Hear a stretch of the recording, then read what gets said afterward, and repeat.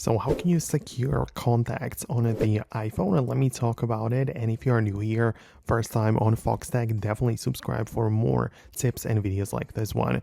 So it depends on what you mean by securing them. But if you mean that you don't want to lose access to your contacts, I think it would be the best way to just back them up. So there are apps on the App Store which are literally called export contacts. And that is something which you can definitely try out because this will give you the ability to save the contacts somewhere else, right? So you will have the ability to perform a little export and then decide in which format you are gonna just export it and save them, secure them, right? So you can see we have the Excel or CSV spreadsheet, or we have the vCard, which is the dedicated format for exporting and storing contacts, right? So that's how you can do this, and you will have a backup saved somewhere. So that is one way to do it. But if you mean securing them in a sense that you want to have like a separate hidden place for contacts, or one or more of them, then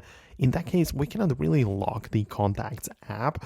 But what I know that a lot of people do is that they set up a note which can be locked with either the passcode or the separate password, which is going to be only for that particular note.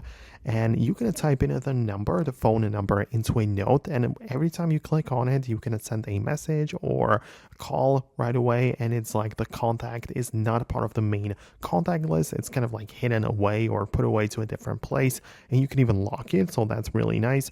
And yeah, that's how you can put it away from the main contacts list. But that is all I wanted to say and mention in this video. Let me know if that was the thing you had in mind. Thanks a lot for watching, and I hope to see you later in the next videos too.